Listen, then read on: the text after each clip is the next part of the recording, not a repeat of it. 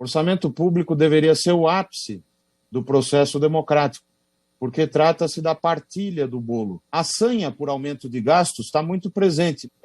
O desejo de fazer gastos pulverizados em ano eleitoral. As emendas de relator geral são um instituto previsto já há muito tempo e que serviam apenas para ajustes técnicos no orçamento, e não para criar um orçamento paralelo, que é o que está acontecendo desde 2019. A equidade ela é um atributo fundamental das emendas parlamentares, né? O problema nesse caso é que, apesar de todas as diligências feitas pelo TCU, não foi encontrado nenhum critério objetivo, nenhum referencial de equidade que tivesse norteado a distribuição das emendas RP9.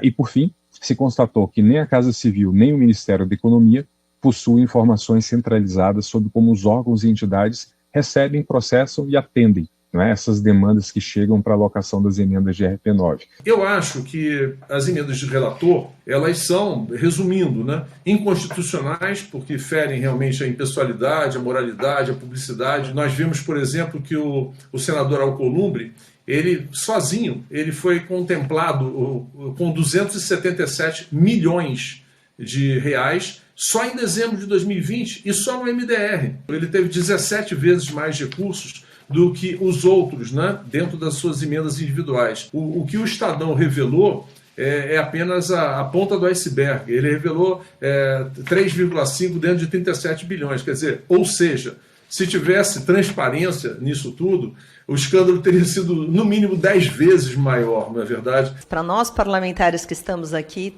é muito difícil também. O que a gente sabe, a gente ouve dos corredores de um outro parlamentar comenta. A gente não é, assim, nem informado. E quando a gente questiona, a gente muitas vezes é taxado de louco, né, deputada Paula? Mas vamos lá.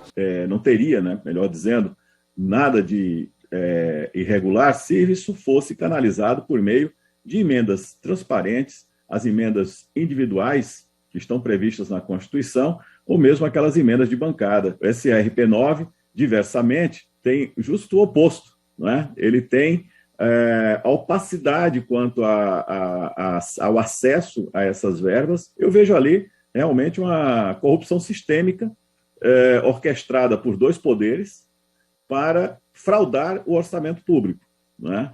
E o resultado disso, como disse muito bem o Gil Castelo Branco, é uma espécie de mensalão por dentro, né? A diferença é só de meios.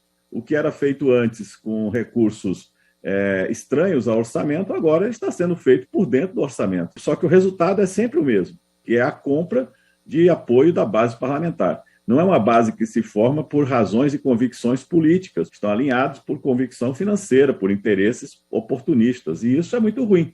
As emendas de relator, a opacidade envolvida nesse instrumento, e, em especial, a persistência dos créditos extraordinários em 2021, trazem uma disparidade de armas muito grande.